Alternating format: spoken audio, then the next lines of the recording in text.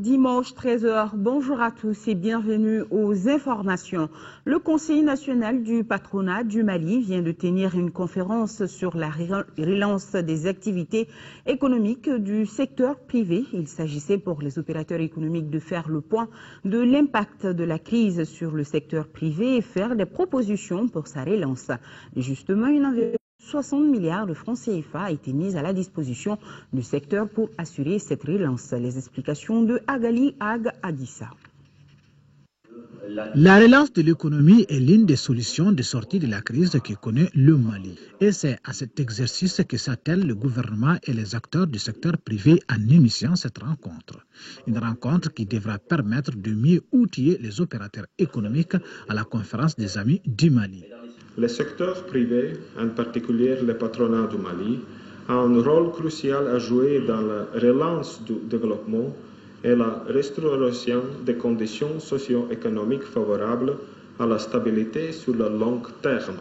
L'Union européenne est prête à vous écouter, à réfléchir avec vous et étudier les moyens d'appuyer cette dynamique.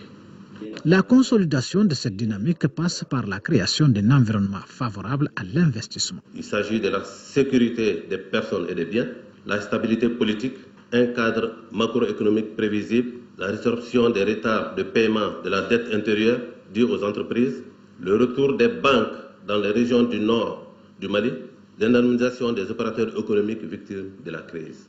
Des besoins déjà pris en compte dans le schéma de la relance des activités du secteur privé. Un plan dont le coût est chiffré à 61 milliards de francs CFA. Ce coût repose essentiellement sur un certain nombre de mesures, le nombre desquelles on peut citer entre autres le renforcement des activités en difficulté, le redémarrage des activités en cessation d'activité, la restauration de la situation financière en difficulté. Le désir du gouvernement du Mali est de voir cette économie relancée en réalité par le respect des engagements pris par toutes les parties prenantes. Les conclusions des travaux de la journée seront déterminantes dans les préparatifs de la conférence des amis du Mali. Cette réunion qui regroupera plus de 100 pays et organisations en faveur du développement du Mali aura lieu le 15 mai prochain à Bruxelles en Belgique. Fin de la mission citoyenne pour la paix de la Jeune Chambre internationale Bamako Élite, une mission qui a amené la délégation à sillonner le Mali de Kay à Tombouctou. Les jeunes étaient partis passer des messages de paix et de réconciliation nationale. Moussa Fane, reportage. C'est dans le but de prôner la paix au Mali que la Jeune Chambre internationale Bamako Élite vient d'effectuer une tournée dénommée Mission citoyenne pour la paix à l'intérieur du pays. À travers cette mission, les membres de la Jeune Chambre ont passé des messages pour la paix et l'unité nationale. Ils ont également rencontré les autorités locales pour parler des prochaines élections. Et les organisations locales se chargent de faire le suivi, de rencontrer les jeunes pour voir est-ce que l'impact que nous avons demandé, l'engagement que nous avons demandé au niveau de la jeunesse, pour sa mobilisation surtout au niveau des élections et son implication dans ce processus de paix, est-ce que l'impact-là est effectif ou pas? Les rapports de la mission prennent en compte des préoccupations des populations des localités visitées. C'est un rapport de 30 pages qui a été remis par le président de l'association au délégué général aux élections et au directeur national de la jeunesse. Les documents comportent aussi des recommandations proposées pour la paix et la cohésion sociale. Les recommandations que nous avons reçues, nous avons pensé que ces recommandations étaient assez pertinentes.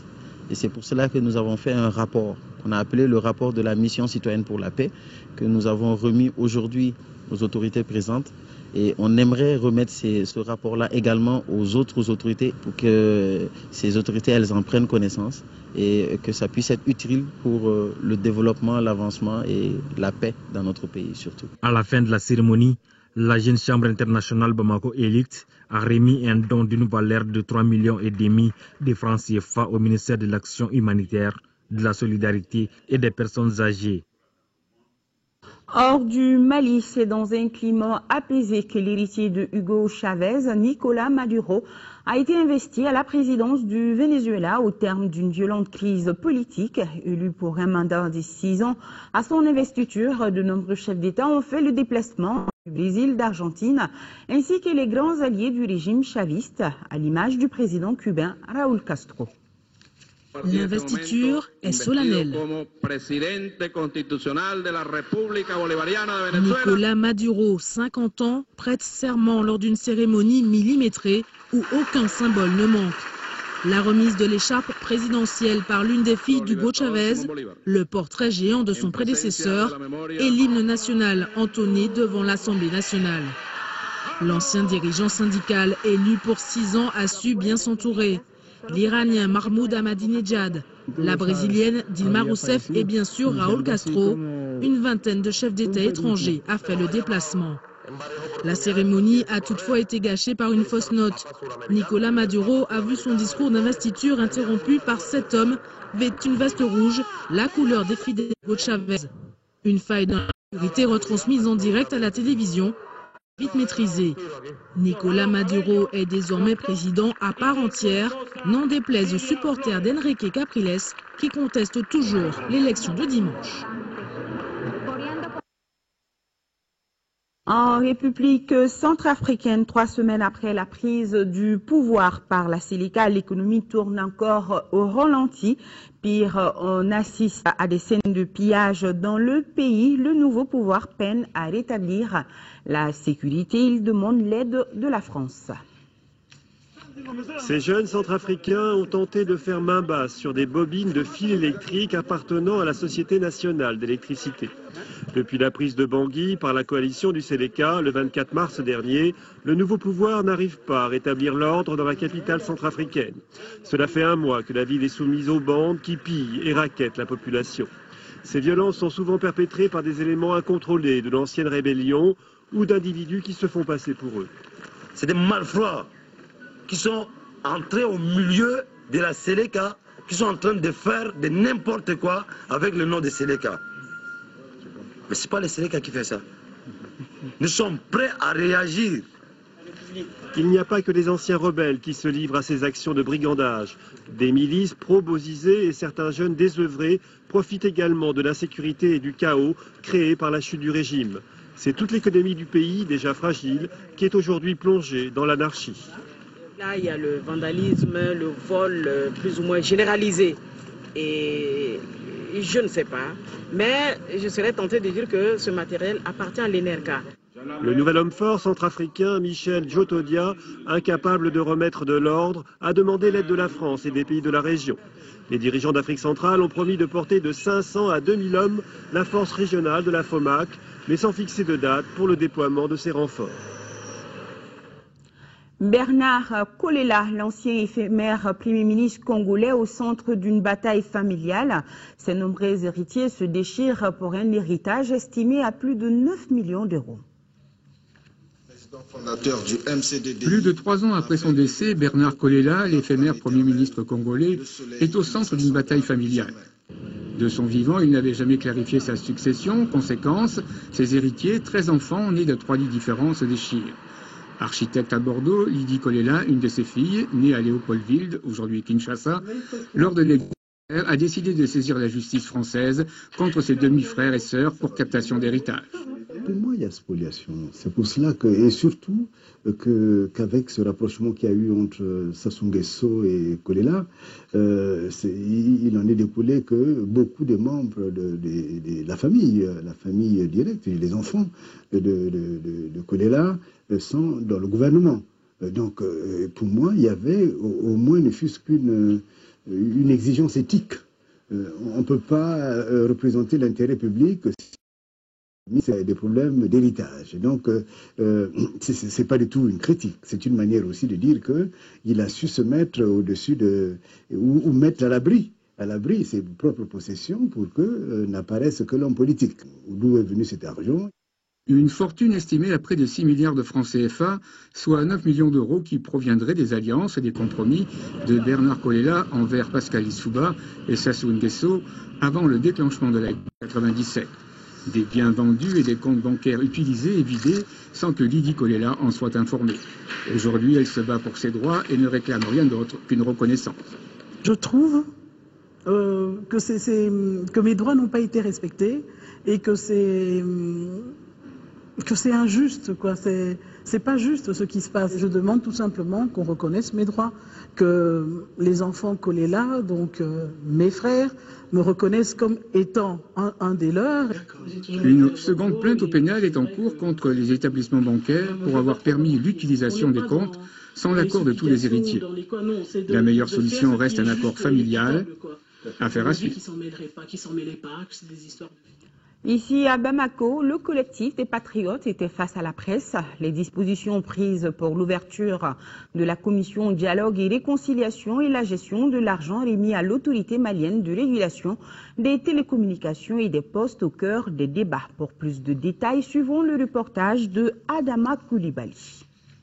C'était une conférence en guise de sensibiliser les hommes de la presse afin de les amener à faire une analyse objective d'abord sur la formation de la commission dialogue et réconciliation et aussi leur rappeler la décision prise par les autorités au sujet de l'argent versé à l'autorité malienne de régulation des télécommunications des postes pour les forces armées et de défense.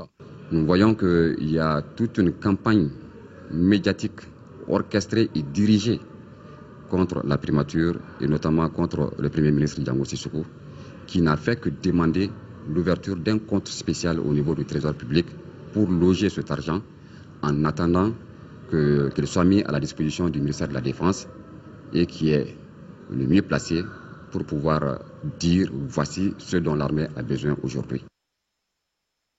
Allez, du sport, football, Ligue des Champions, 8e de finale, allez, le stade malien de Bamako, notre seul représentant de cette compétition, joue aujourd'hui dimanche à Garoua, c'est au Cameroun, contre l'équipe du Coton Sport. Ce 8e de finale, allez, est un tournant dans l'optique de la phase de poule. Avant de rallier Garoua, Siragatou Sissé a rendu visite à l'équipe des Blancs à Sotuba. Voici l'avant-dernier portail de la Ligue des Champions à franchir pour le Stade malien de Bamako. Cette compétition aboutissant à la phase de poule, le Stade malien l'a joué tout juste en 2012, éliminé par Al-Ahly d'Égypte, futur vainqueur de l'épreuve. Une année après, beaucoup d'eau a coulé sous le pont. Le Stade malien de Bamako a à cœur de saisir à nouveau cette opportunité pour rebondir. Après avoir barré la route au Sénégalais de Casa Sport en 16e de finale, le Stade malien de Bamako veut avaler l'obstacle de Coton Sport de Garoua du Cameroun pour intégrer la phase de poule. Une grande première pour un club malien. Je veux voir mes joueurs contents d'être sur le terrain et puis envie de montrer toutes les qualités qu'ils peuvent avoir. On peut toujours rêver, oui, mais comme nous on se prépare sérieusement, comme nous, voilà, les autres se préparent aussi. Coton Sport a battu une belle équipe au premier tour et je pense qu'ils doivent aussi penser dans leur tête et les supporters de là-bas qu'ils sont capables de passer ce deuxième tour. Voilà, c'est la meilleure équipe, l'équipe qui sera la plus intelligente, peut-être la plus forte sur 2 matchs, qui aura la chance de finir en poule. Dimanche à Garoua, dans le nord du Cameroun, c'est tout le peuple malien qui soutiendra le Stade malien de Bamako, son unique représentant en Coupe africaine encore en course. Coton Sport de Garoua, 5e du championnat camerounais, avec 11 points à 3 points du leader, a dans les jambes 10 matchs, 8 en championnat et 2 en Ligue des Champions. Le club camerounais a une jeune et riche histoire. Fondé en 1986, il a déjà son musée orné de trophées.